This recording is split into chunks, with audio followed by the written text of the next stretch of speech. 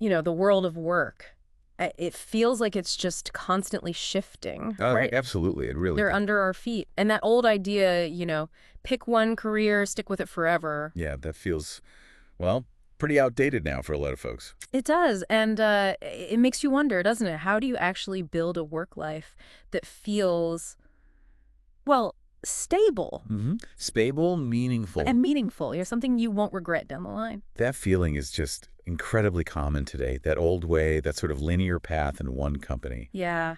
It just doesn't match up with how things actually are for most people anymore. The whole landscape is just so dynamic. Right. Which is why this deep dive feels, well, really timely, I think. We've been digging into a summary of this book by Toru Ariyama. Ah, yes. Work purpose, relationships, and lifespan. That's the one. And it's got these 20 pieces of advice, all aimed at helping you build that life without, the work regrets. And our plan today is really to get into the meat of it, to unpack the core ideas, especially this concept called protein career theory. Protein career theory, okay. Yeah, and sort of explore how understanding that framework might give you, the listener, a totally new way to think about and maybe even shape your own working life. Because it sounds like, from the book anyway, it's maybe less about the job title and more about something, I don't know, more fundamental about you and how you approach work itself. Exactly. It starts deeper. So let's start there. Let's unpack that core idea first. Okay. So at the heart of it all is this protein career theory. Now, the word protein, it actually comes from Greek mythology. Oh, okay. Yeah, from Proteus, a sea god who could, change his shape whenever he wanted. Makes sense. Shape shifting. Right. So the theory is all about building a career that's fundamentally flexible, one that changes and adapts right along with you as you change, and as the world around you changes, too. So wait, it's less about finding that external stability, the company that promises you a job for life, which barely exists anymore, Right. and more about building your own sort of internal ability to handle change. Precisely. That's the key. But it's not just, reacting blindly to whatever happens. Okay. It's really centered on self-understanding, truly knowing your values, your skills, what you want, and also maintaining that sense of control, of agency over your own direction, even when things outside feel uncertain. So, yeah, less about security in a specific job, more about security within yourself, your ability to navigate what comes next. Wow. Okay. That's a really different way to frame it. It feels less like climbing some ladder someone else set up and more like, I don't know, designing your own path as you walk it. That's a great way to put it. The old model was often about, loyalty up the chain, moving within their structure. All right. The Propian view, it puts you firmly in the driver's seat. You're constantly refining your career based on who you are becoming and, well, the opportunities and challenges that pop up. Okay, that makes a lot of sense conceptually. And the book uses this idea, this theory, to ask 3 really big questions about work. The first one gets right to it. Why? Why bother working? Yeah, the purpose question. And this is where the book really pushes back against maybe how we usually think about careers. How so? Well, it argues that lots of people get kind of stuck on the what. What tasks am I doing? What skills should I learn? What job title should I aim for? Sure, it sounds familiar. But the book says real satisfaction and that resilience you need in a protein career, it comes from getting clear on the deeper why. What's the underlying reason, the purpose that's driving you?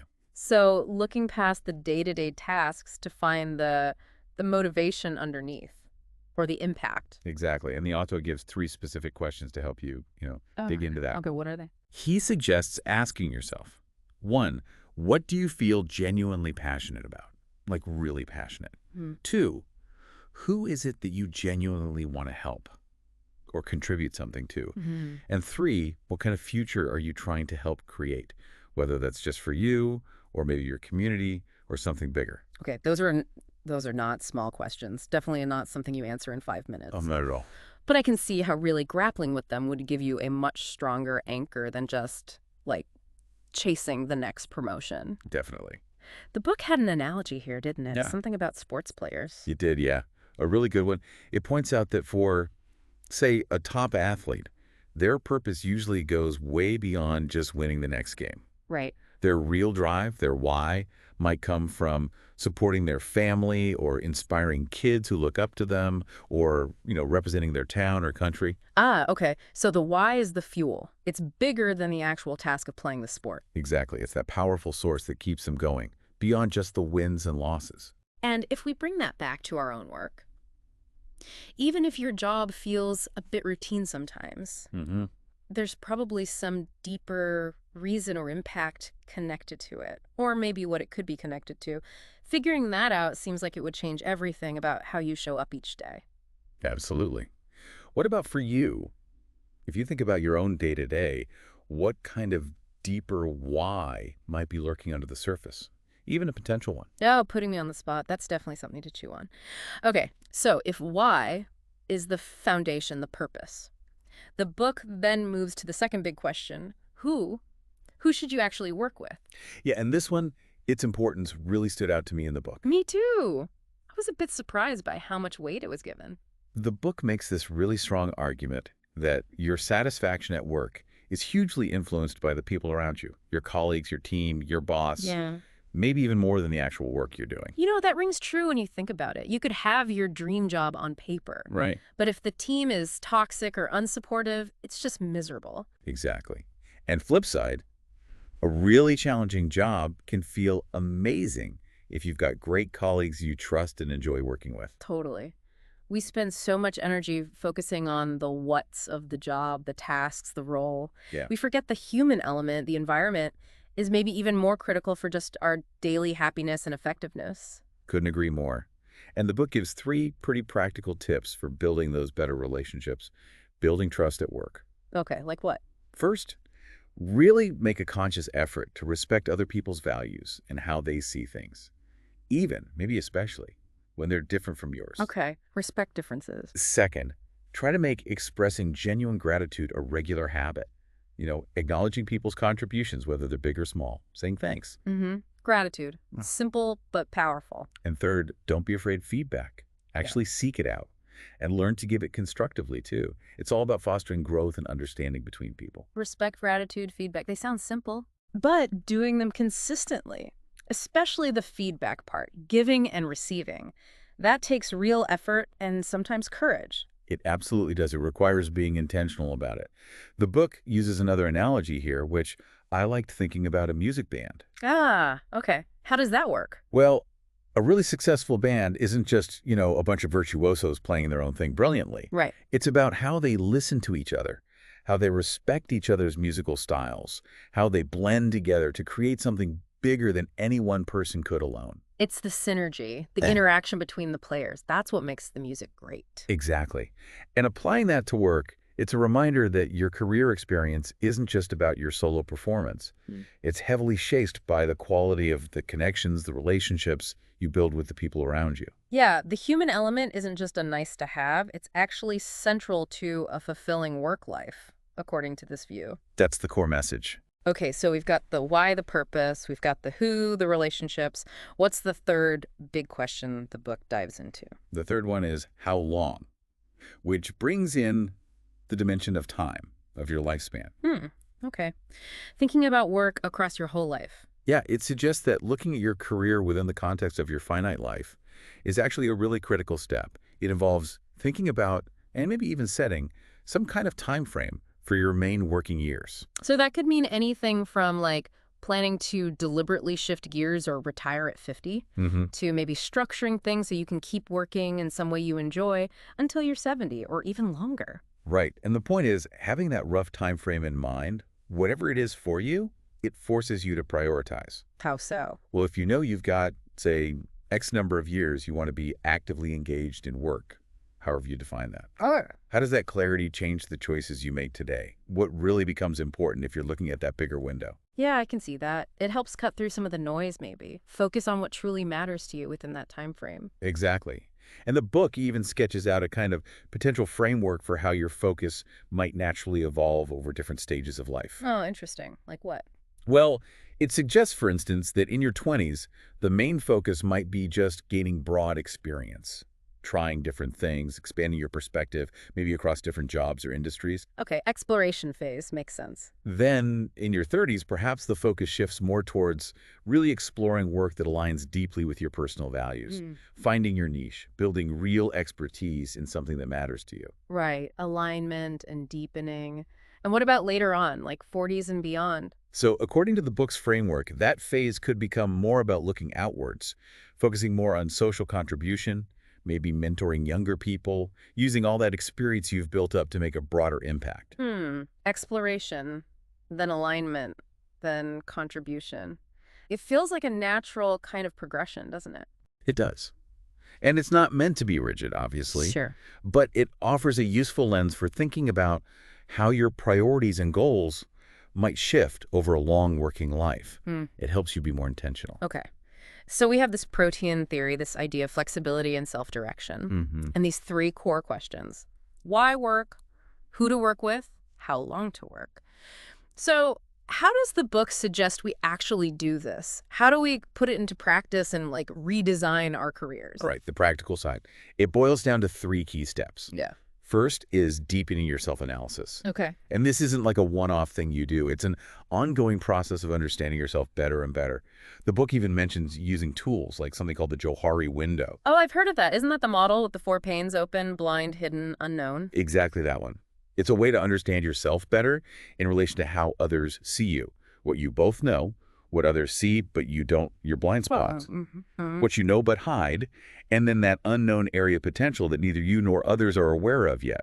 And using that, especially finding the blind spots and unknown potential, it kind of forces you to get feedback from others, right? It does. Which ties right back to that who question, using your relationships to actually understand yourself better. Precisely.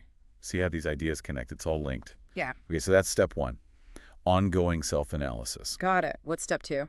Step 2 is actively building your skills for adapting to the environment. Yeah. Environmental adaptation skills. Okay, not just reacting, but building skills. Like what? It's about actively cultivating the ability to thrive when things change. The book suggests practicing flexibility through like small, manageable challenges. Well, challenges. Yeah, like deliberately taking on a small task that's new to you, or learning a new software tool you don't need immediately, or just stepping slightly outside your comfort zone on a regular basis. Little things. So it's like working out your adaptability muscle by doing these small reps of navigating something unfamiliar or uncertain. That's a perfect way to think about it. Each little challenge is a chance to practice being flexible, learning quickly, and building confidence in your ability to handle change. Okay, makes sense. So self-analysis, building adaptability. What's the third step? The third step is designing the future. Designing the future. Sounds big. Well, it's not about creating some rigid, detailed 50-year plan. Not at all. Okay, good. It's more about setting flexible goals, maybe short-term, medium-term, long-term, but making sure they're grounded in your values and your purpose. That's why we talked about. And critically, acknowledging upfront that these goals will probably change. They'll need to evolve as you learn more and as the world changes. So it's like planning, but with flexibility baked right in from the start, being prepared to adjust the sails. Exactly. Planning with contingency. And the book uses one last great analogy here, river rafting. Oh, yeah. How does that fit? It suggests thinking of your career journey like navigating a river. You might not have like a precise GPS coordinate for your final destination when you set out. Yeah. But by understanding the currents, that's the environment around you. Yeah. By knowing your own boat and your skills, that's your self-analysis. By learning to adjust when you hit rapids or obstacles, that's adaptation. Okay. And by having a general sense of the direction you want to head downstream, those are your flexible goals. Yeah. Well, then you can navigate the flow skillfully. And you end up finding a path that feels right, even if it wasn't exactly what you mapped out at the start. Wow. I really like that image. It shifts the whole feeling from being on a fixed railroad track to being on this dynamic, flowing river that you're actively steering and responding to. It really does. It encourages you to embrace the uncertainty that's just part of the modern work world, but with a sense of agency, you know, a sense of continuous learning and shaping your way forward. So, okay, let's try and pull these threads together. We've got the main idea, this protean career. Flexibility, self-direction. Right. Then the big questions. Your purpose, the why. Crucial. The importance of relationships, the who. Hugely important. thinking about your timeline, the how long. Yep, the lifespan perspective. And then these practical steps. Yeah. Really knowing yourself, getting good at adapting, and designing your future flexibly. The how. Exactly. Those pieces together form this kind of framework, a way to actively build a career that's not just resilient when things change, but also feels deeply aligned with who you are as you evolve. It's about constructing your work life from the inside out. And it seems like these ideas are really hitting home for people. You mentioned earlier the book's reception online. Yeah, we saw quite a bit of positive feedback. A lot of readers seem to find it gives them a fresh perspective, some practical handles, precisely because it moves beyond those old kind of rigid career models. Yeah. It really speaks to a need people have right now for tools, for mindsets that help them feel more empowered, less just sort of tossed around by changes in the work world.